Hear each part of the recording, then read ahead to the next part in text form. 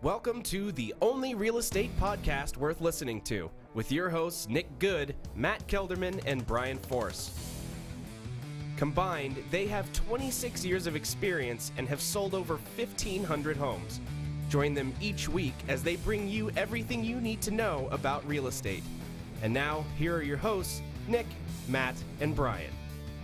What's up, everyone? We're back early, like we promised. What's up, everyone? I did. I stole your tagline.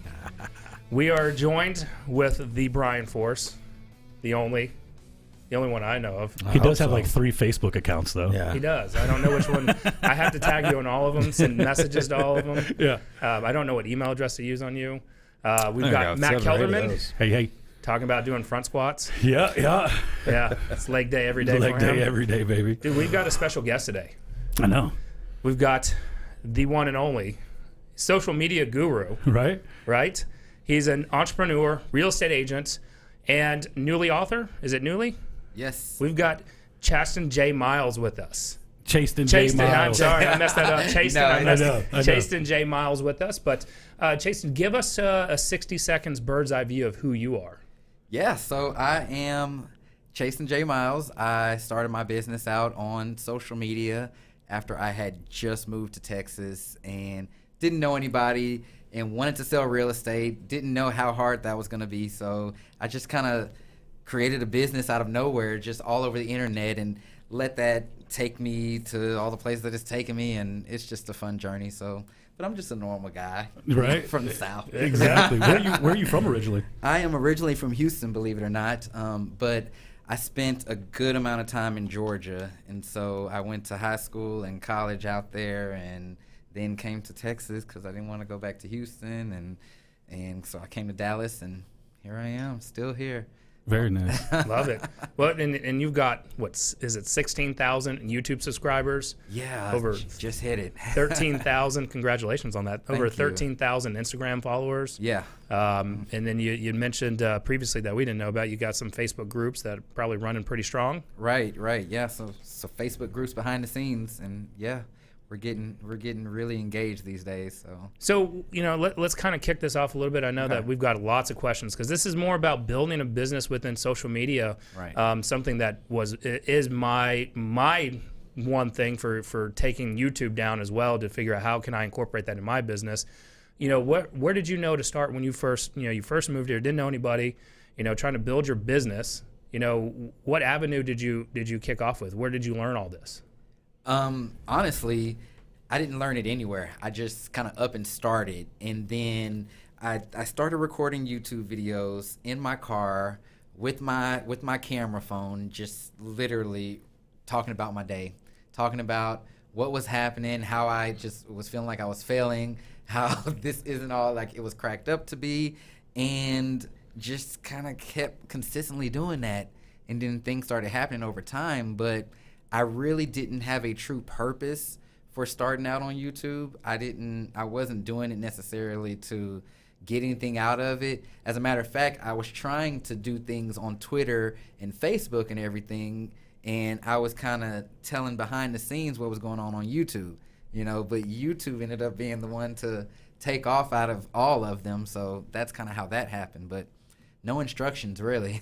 Well, and I hopped on yesterday, too. I was talking about this with the guys. I wanted to go back, and I wanted to see your very first video. Yeah, oh, man. And you talk about it being from the car, right? But Yeah. that was a cool thing, is like all your videos were super authentic. Yeah. They were, and that's, like we talked about before, that's what our show's all about, man. It's just like letting real estate agents know that even people are having success or struggling out there. And I think that was probably, for me, one of the more attractive things by having you on was it's not like some bullshit coaching YouTube page where you're just given a bunch of stuff that you've read off the internet. It's literally just what you're screwing up and what you're succeeding at in real estate every day, which I'm sure helped with the content creation and getting subscribers too. Absolutely. I mean, people tell me that all the time, and that's when it really started hitting me that this was turning into something, when I was getting messages from people saying how I've inspired them, or how now they're going to go down this path in their life, and how they were about to quit, but they didn't after they saw this. And I was like, oh, snap. Yeah. Like, everybody thinks it's just them. And you're like, no, this is hard for everybody. Right. Yeah. So, Then people start requesting videos. Hey, can you talk about this? Can you talk about this? I literally have a list of probably, I think there's like 90 video requests on there that I'm just trying to get through for everybody. So it's truly turned into a content creation, but I love that I'm still able to be authentic with it. I tell people all the time, I'm not going to talk about anything that I haven't personally experienced or that I don't know. Even for this interview, I mean, I was kind of doing a little recording earlier, and I was saying I didn't really get a set of questions. Everything that I'm going to say, it's going to be my true life. Yep. And that's how I feel for my videos too. So, you know, that's kind of the content creation path it's taken, but it's still real life. Yeah. You know? Now you got Debbie following you around, just recording everything you do. Yeah, Debbie's great. No, it's full on like content creation all day, every day. She's awesome. Yeah, and this was actually a new plan of mine, because I was doing a lot about the business and talking about, you know, what was happening, how to do this and how to do that, but people weren't really seeing like the behind the scenes stuff, you know, or me in action at these appointments, or, you know, this and that. And I feel like that was important too, because I didn't want to be one of those guys to just say that I do it and, you know, nobody ever sees me do it. So I was like, okay, I'm gonna show y'all now. Yeah, absolutely. Really show you my life. Absolutely. Well, you know, you started out just filming from your car, right? And Yep. so, you know, now at that beginning, were you just documenting your trials and errors? Because now you got a list of 90, because I think that's what we struggle with, is coming up with that content. So now you've got people saying, hey, do this, you know, can you do this? So they're helping you push you along. But was it in the beginning just your trials and errors of learning this business, falling flat on your face, you know, like we all have? Yeah. Absolutely. Yeah, because in the beginning, I didn't have a lot of business experience.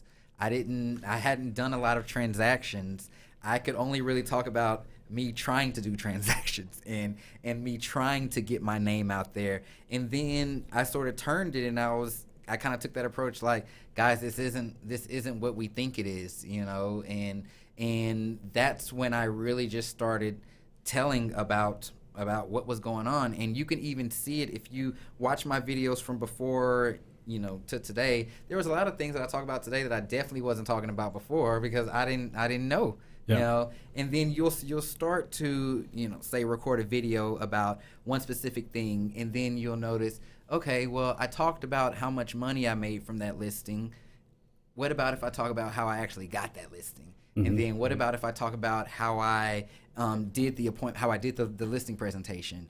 Or what do I talk about me following up with that client after closing? You know, so you can kind of take one topic and show different aspects of it in mini videos instead of trying to cram it all into one video, which a lot of people try to do. But well, and that's that 50,000 foot view that like we don't have as new real estate agents either, right? We all come into it and we're just I got to figure out a way to make some money. Right. Whereas as you've been in it, after a while, you start to see more angles to getting the deal closed, more ways to get the listing, more ways you saved a deal or could have saved a deal. So you have a lot more knowledge to record about too. So I think that's, you know, one of the things that we were super curious about was specifically YouTube. At some point, there probably was some exponential growth with that.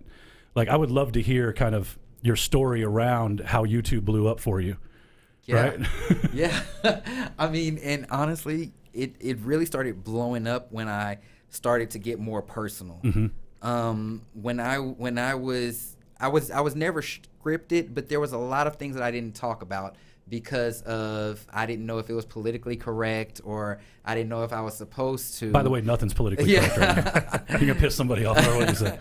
And so it took a huge spike when I talked about why I left a particular real estate office I was at, and then, you know, people started like really watching that. And was this the birthday cake one? Yes. Yes. And people started asking me questions, you know, and I got good comments, I got bad comments, I got hate mail, I got all kinds of stuff, but I also got like a spike in views. And so I was like, wow, I didn't know people cared that much about, you know, me moving around. But then as you talk about things like that are like really going on, I get those spikes at every point. So I just recently recorded some videos talking about housing market crashing because everybody's talking about that. And then you start to notice spikes with that. Last month, I did one on the government being shut down and how it's affecting real estate. So you start seeing spikes on that. You start getting these real spikes when, you know, you're actually talking about what's relevant, and you're piggybacking off of the news or what people are actually seeing. And then when you get controversial, you know, people watch it, they share it, and they speak their mind to you, but it gets you views. It all helps with the views for sure. How do you deal with like the hate, right? So, you know, YouTube, I mean, it seems like everyone that comments on my stuff just hates on it, right? Especially when it's all on the market crash. Exclusive to YouTube, Right. Oh, it's just me. Shit. I knew it was me. No one would just tell me. But you know, how do you deal with that, right? Because so you're let's say that I'm Brian Force, right? And I'm starting to have someone follow me around and create content, and I get somebody to comment on there like, dude, you're worthless. You shouldn't even be on camera, right? How do you not let that derail you from what your vision is that would with crush doing me. this? I need nothing but positive reinforcement Yeah. all throughout the day. No, I get it. And I get a lot of hate, believe it or not. But, you know, I have never really been one to pay attention to the hate. I realize that it's always going to be there. I'm always going to say something somebody doesn't like. I'm always going to wear a shirt somebody doesn't agree with. Like, things are going to happen. And even some of these hate comments, and it's like, dude, you don't even know how to spell. How are you trying to sit here? It's got to be so hard not to comment back to those people too. And it's just crazy, some of the things that people say, but heck, I realize everybody has their own opinion. And honestly, I get way more love than hate, to the point where like I even started clipping all of just like the amazing comments people leave me. I mean, I didn't do it personally, but I have clippings of all the amazing content, and I mean, it's just pages and pages and pages long of comments. And like even now, I started clapping back at the haters. I mean, it's just like I'm not running from them. I'm not hiding from them. And honestly, if someone comes and hates on one of my videos, they stick out like a sore thumb.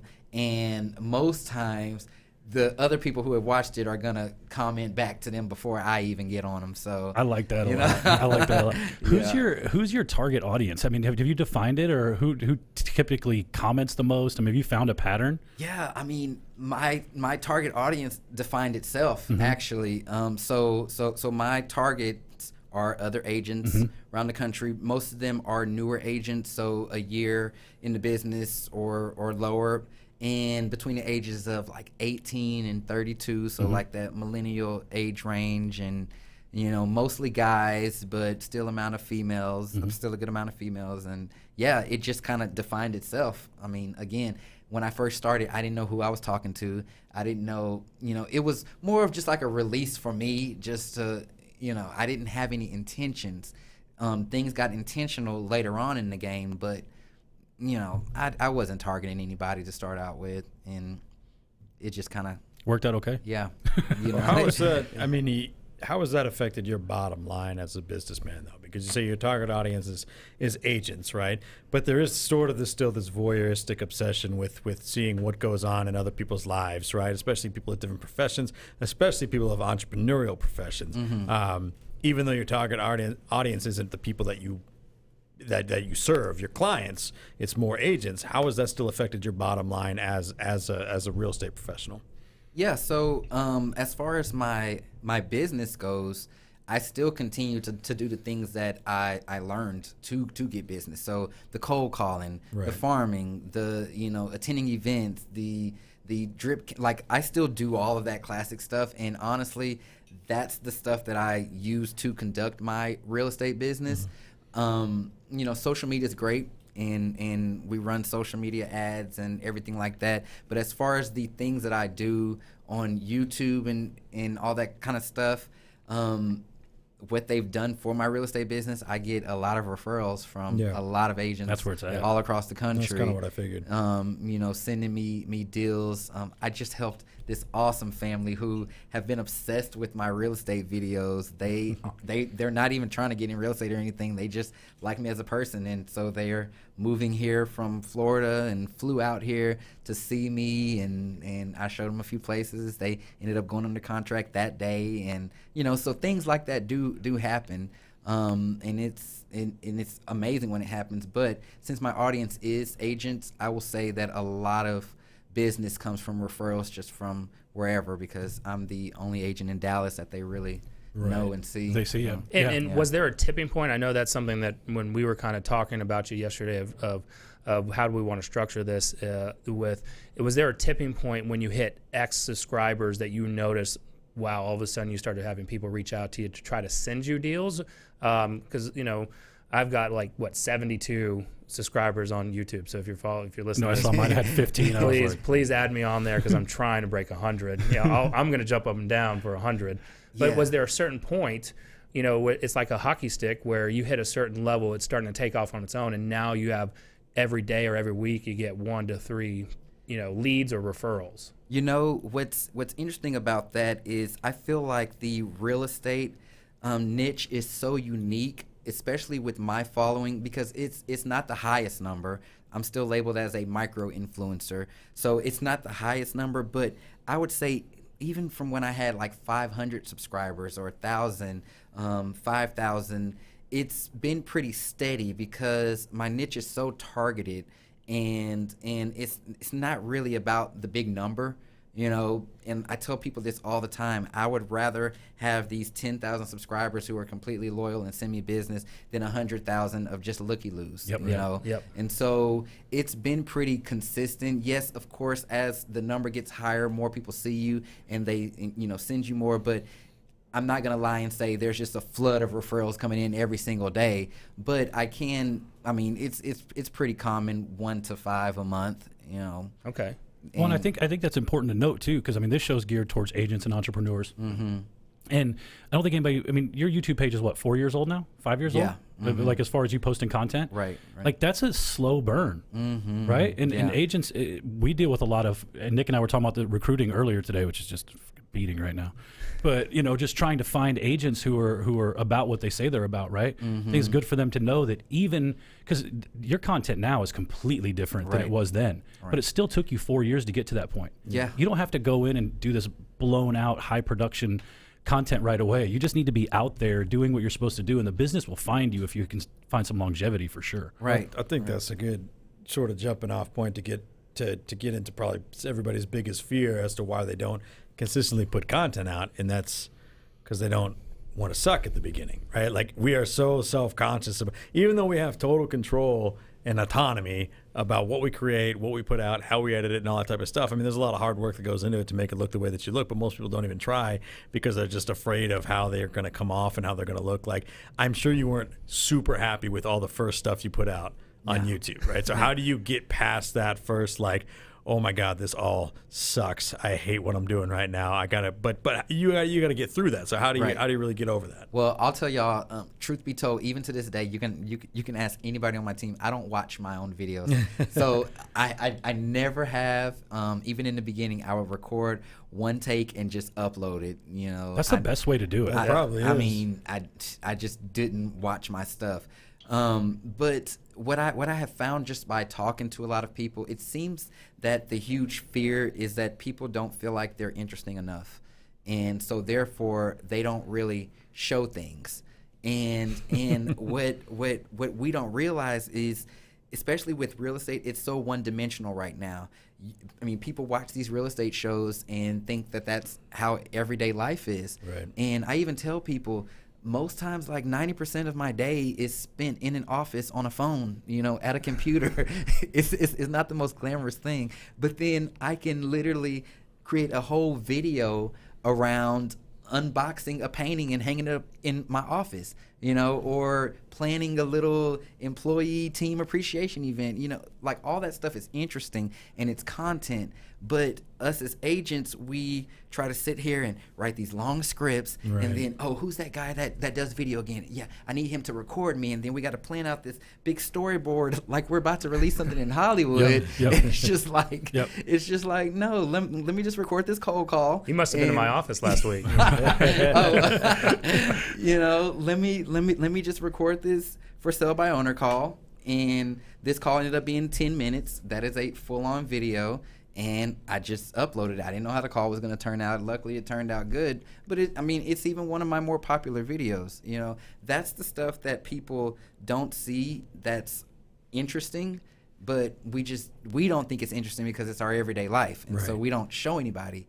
We feel like they only want to see homes and stuff. But I don't think that that's true. No, people want to see you screwing up. Those cold calls that get sideways, those are some of the best videos. Just getting chewed out by somebody. Yeah, because we love to hate on people. I know, we want to see exactly. people fail. I know, yeah, exactly. So we just need to do a failure compilation of us not getting the business. That would be huge. You know, I mean, but it's real life, and I can guarantee you, if you put that stuff out there, people are going to watch it. People are going to watch it, and they're going to give you criticisms, and they're going to give you critiques. But you know, it's going to get you views.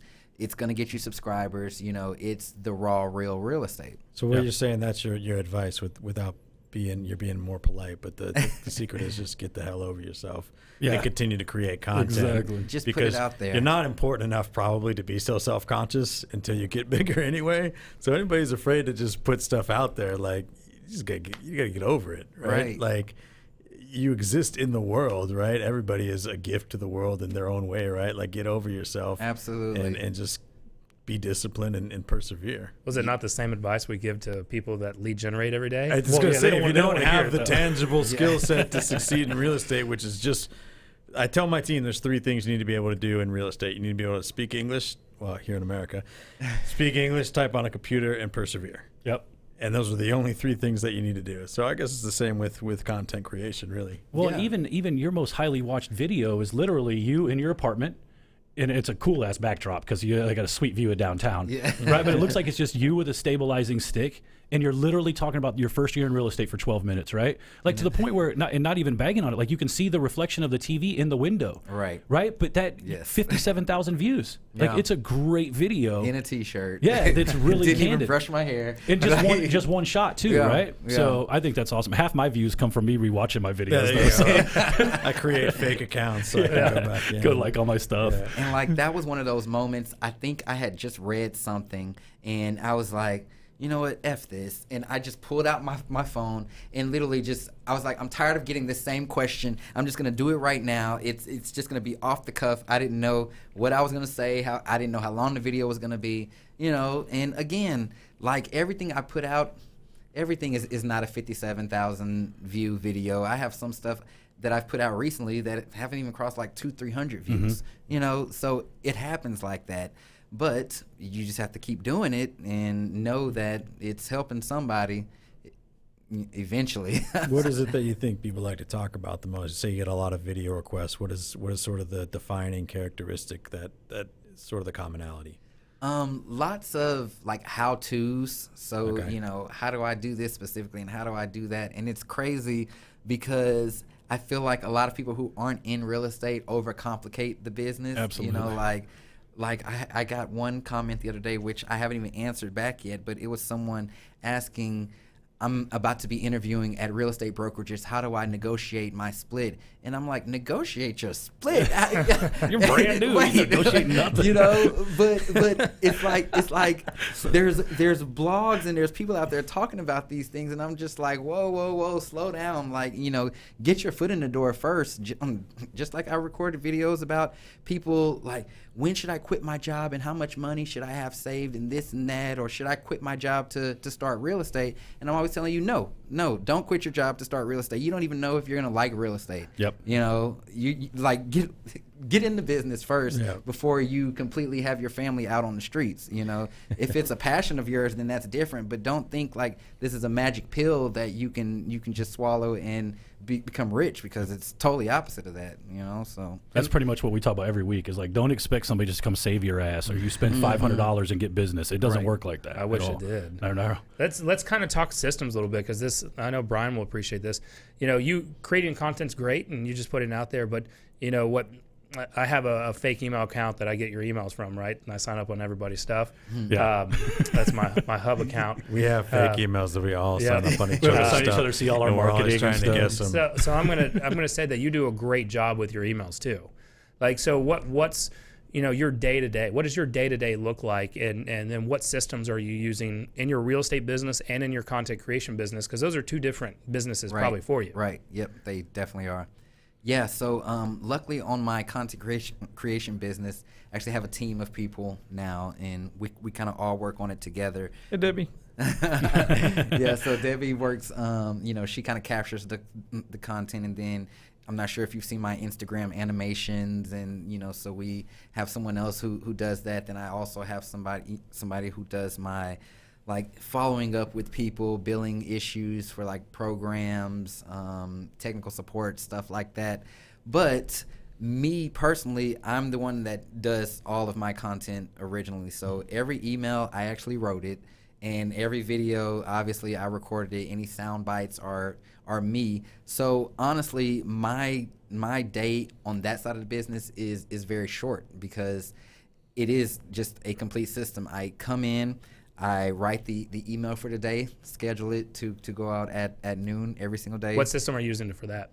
Active Campaign. Okay. Yeah, so I use Active Campaign just to schedule that email. I release vlogs on Mondays and Wednesdays, and so normally the vlog will be edited like the day before, except for today we were kind of running behind, and so but that only happens twice a week. I answer back comments every single day, so I'll spend probably 5 to 10 minutes answering comments. And then if I'm working on a project or something like that, then that's where, you know, things can really take a while. So if we're releasing a new course or doing some new training, I do have coaching students, and so we meet on Mondays. So I have one-on-one meetings and group coaching meetings, and that typically lasts kind of all day Mondays. So Mondays are a really busy day, but with this content stuff, I do a lot of repurposing content, because I mean, I would go crazy if I always had to think of something new, even down to the point where, I'm not sure if y'all read this past week's email on Friday, but that email was literally an email with links to blog posts. Like an FAQ. Yeah, but they were old emails that I just turned into blog posts. And so that's an example of repurposing content. Something Debbie does a great job of is every week she takes a YouTube video,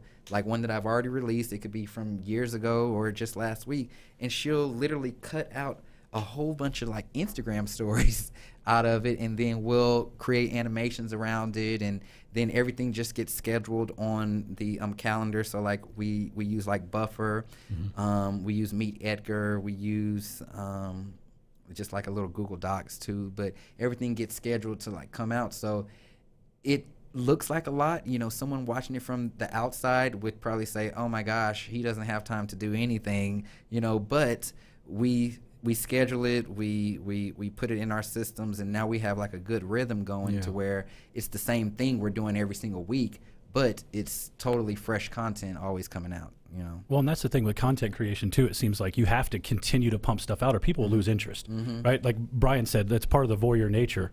You know, they want to see it, but they want to see it all the time. They want to see new stuff, you know. So my question was kind of around some of the technical stuff that you do. When did you start stepping it up, right? Like, now you've got people, you know, like your show notes on YouTube are kick-ass. Like, I'm obsessed with show notes. So like, I'm so obsessed with them.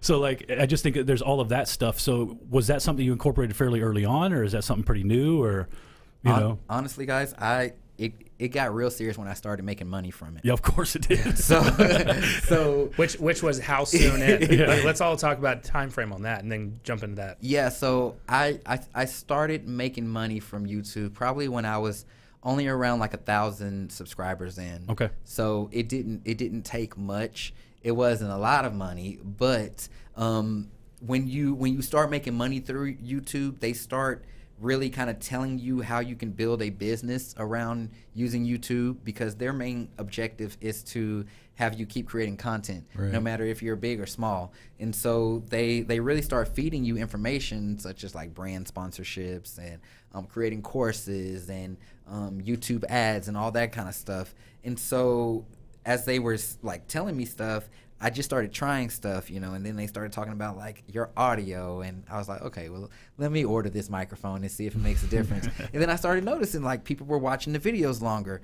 Okay, well, let me get a camera and stop using my iPhone. So I got one of those like cheap cameras, and then people started commenting, oh, you really step your game up. Like I really like watching this now. And I'm just like, oh, well, what's the next camera I can get, you know? Exactly. But you really start to notice things when you do certain things in videos, like even increasing your watch time and getting people to watch other videos that you did. It's all a business around it, and it's all a process. And so then brands started reaching out to me, you know, hey, can we send you this, and will you talk about this, and, you know, what do you think of this? And I would give my advice. If it was something that I truly used or, you know, liked, then I would make a video about it. I may show it. And so revenue started coming in from there. And then agents started reaching out, will you mentor me? Will you coach me? And I'm just like, okay, how can I do this to where I can help them, but I can still run my business, you know? And that's when the whole creating programs kind of came about, because I was like, okay, I don't have the time to sit here and coach each and every person who asks me, but I can put this together and y'all can just buy this. And, you know, once you've gotten through that, then we can talk about something else. And so that's how the programs came about. And it just really turned into a business. And as you start to do things on this scale, then you really have to have like a tight process. So that's where the team came about, because I couldn't sit there and just answer technical support emails all day from somebody who just didn't know how to use the internet, you know. Like, I bought your program, but I can't log in, and it's just like, you know. So that's where that came about. And, you know, I want to give people what they want, the best that I can. And so kind of nothing that I have done, well, I don't want to say it's not my original idea, but everything that I've done, I've made sure that people have kind of wanted it, you know. I didn't want to waste time putting something together if nobody was going to buy it. So what do you have right now programs wise? What can people come to you for? Yeah, so I have one program called Rental Boss. So it's for those people who are kind of struggling to make their mark in the real estate industry, to start out with rentals. So, you know, kind of lower hanging fruit, doing that, and then creating a real customer like wow experience to convert those people over to buyers when they are ready to buy. And then I have another program called the First 31, which is like the first 31 of your real estate business, first 31 days. And it is just essentially to teach you the things that you need to know, absolutely need to know, and the things that you absolutely need to do in your first 31 days in real estate. Right. Because, I mean, especially when someone hangs their license somewhere, the phone start ringing and buy this, get on Google on this, and get, you know, and there's, I mean, it's really centered around all the stuff that I did to get business without all the stuff that I did that didn't work, you know. So I didn't have a lot of money when I first started in the business. So whatever was free, I was hopping on it. And there's a lot of free ways to generate real estate business. Let's talk about, as we kind of wrap this up, we've got a few minutes left. Let's talk about your book. You're newly author? Yeah. So this is actually my second book, but this is like the real deal book. Okay. This is the real deal book. You see, it's actually pretty big here. And it's not like super big print either. So this book is called The Real Before the Estate: What I Wish I Knew Before I Started Real Estate. And it's literally everything that I preach and everything that I feel like was not being said when it came to real estate. So I talk about quitting your job. I talk about looking for a broker. I talk about splits and people, you know, just like chasing the highest split, or joining a team versus not joining a team. I talk about everything. I talk about it from my view now, looking back, and wishing somebody would have told me this when I first got in. Yep. Would have saved me a lot of money, would have saved me a lot of time. I probably would have been successful quicker, and it's all here in this book, everything. That's good, man. Where can they pick that up to? Yeah, so you can go to therealbeforetheestate.com. That'll just link right over to the Amazon page, and you can get it there. And leave me a review if you like it. Yeah, absolutely. But I've been getting really, really great feedback. I mean, this book is the raw, just tell all type of book. So perfect. And where can people find you? So the book, they can go to the website. Where can they find you? Reach out to you and send some referrals if they haven't sent it to us. Yeah, sure. Sure. You can always go to ChastinJMiles.com. I have everything on my website, how to contact me, there's lots of great content on there too. So if you just need advice, or you want to know some best practices or some systems that you can start to use in your business, I have a lot of stuff on there. I write blogs weekly, and I have a really awesome mailing list, like we talked about a little bit before, where I share a lot there. I wanted to make sure that my website was resourceful and not just my headshot on there in home. So yeah, check it out, ChastinJmiles.com. That's Perfect. awesome, man. I'd just like to say, I just really this is the first time we've had an opportunity to speak at length. Yeah. And I think your heart for helping people out is awesome. Yeah. I appreciate Because I that. mean, so many agents come into this so clueless and spend money and waste money, and they have to get out before they get in. And Yeah. I just think it's cool that you're just giving them a resource to figure out how to get through that first year, because that's where most people wash out. Right. So right. I think that's awesome, man. Yeah. Perfect. Well, guys, next time That's we're going to it. have Coach Kyle Draper on. Yeah, So yeah. we're going to continue our social media theme. So next week will be on Wednesday at 3 p.m. Awesome. Badass. Thanks for joining us, man. Absolutely. I Cool, appreciate cool. Thank y'all you, for having guys. me. Take us out, Zach.